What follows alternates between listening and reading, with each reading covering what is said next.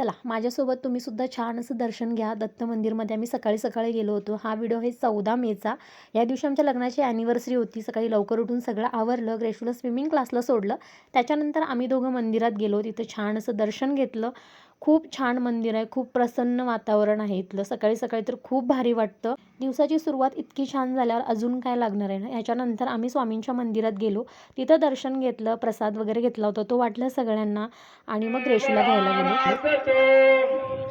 आईचा देव गणेश तो वधुवरा पुर्यात मंगलम शुभमंगलम सावधान धान.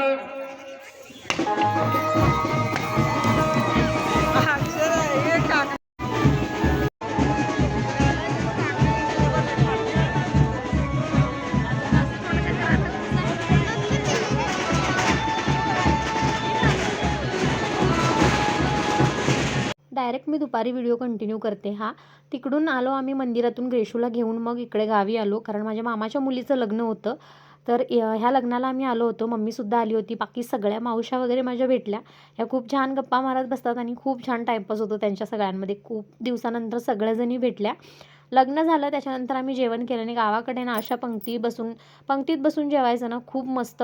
मला वाटतं ना हे जे कोणी अनुभवत असेल ना त्याला माहिती असेल मला काय म्हणायचं आहे. कारण सिटीमध्ये वगैरे आपण बफे सिस्टीम असते आणि मग ते एवढं छान नाही वाटत. पण हे ना खूप भारी वाटतं. मला तरी फार आवडतं. पण माझी ग्रेशू थोडीशी इरिटेट झाली कारण आम्ही जिथे बसलो होतो तिथे खडे होते आणि ती मला बोलते की असली कसली सिस्टीम आहे तुमच्याकडे लग्नाची जेवायला वाढायची वगैरे. कारण तिला ह्या सगळ्या गोष्टींची सवय नाही आहे. पण होईल हळूहळू सवय तिला पण. तर एकंदर खूप छान वाटलं मला तर जेवण वगैरे केलं. मग घरी गेलो. घरी गेल्यानंतर आईने मला आंब्याच्या झाडाचे काही आंबे दिले तोडून. म्हटले घेऊन जा आणि अजून तुला हवे असतील तर नंतर आम्ही देतो परत तुला काढल्यानंतर. तर इथे मी आंबे काउंट करत होती किती आहेत आणि खूप सारे लागलेत. ते आता मी सांगणार नाही आहे व्हिडिओमध्ये, पण खूप सारे आंबे लागलेत. झाड खूप छोटं आहे. याच्या आधी पण मी हे दाखवलेलं आहे. तेच आई मला सांगत होती की त्या साईडचे आंबे कोणीतरी घेऊन जाते, माहीत नाही कोण घेऊन जाते. पक्षी पण काही आंबे खाल्लेले आहेत पक्ष्यांनी पण, तर ते सुद्धा पडले असे एकदम मी हात लावल्याबरोबर. तर याच्यातले मोजकेच एक 3-4 आंबे फक्त मी घेऊन जाणार आहे आत्ता. आणि हे सगळं ना खूप भारी वाटतं गावाकडचं वातावरण. आता तुम्हाला बँजोचा आवाज येत असेल. लग्न झालं, आम्ही ह्यांच्या मावशीच्या घरी पण जाऊन आलो. अजून एक पूजा होती तिकडं, मला काही जायला भेटलं नाही, पण हे जाऊन आले ह्यांच्या मामाच्या घरी वगैरे. आता अवतार झाल्याकडं तर तोंड पण धुतलेलं नाही. आणि आता मी चाललो आहे, मम्मीला सोडायला गेले ते घरी. इथून मी माझ्या घरी जाणार आणि तिथून मग आम्ही पुढे जाणार आमच्या घरी.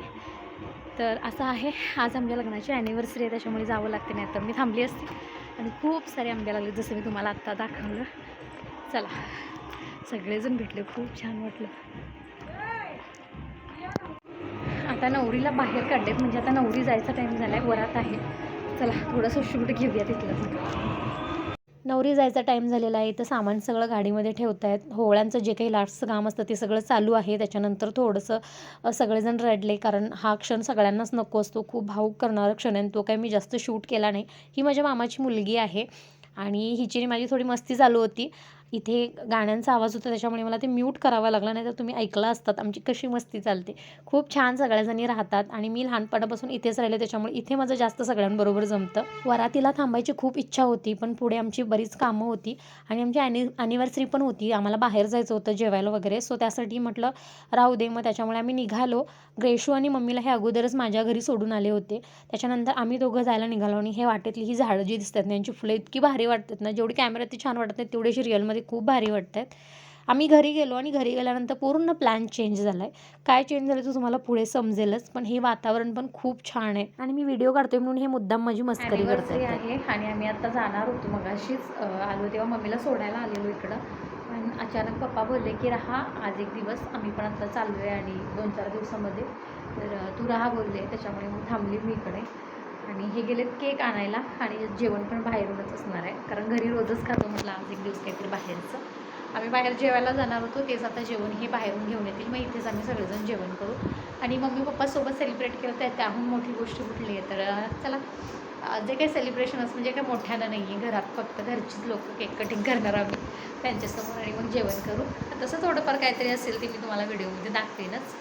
चला, तर हा आहे आमच्या ॲनिव्हर्सरीचा केक. अंत्यवेळी थोडासा तो साईडनं हे झालेला आहे. तर माझी आजी इथं मला विचारते 9 वर्ष संपली.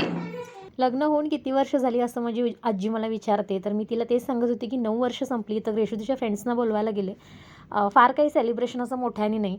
जे जशा कपड्यांमध्ये होते तसंच आम्ही केक कटिंग केला. मला गोड अजिबात खावत नव्हतं. थोडंसं मी फक्त टेस्ट केलं. त्याच्यानंतर मी अजिबात खाल्ला नाही केक.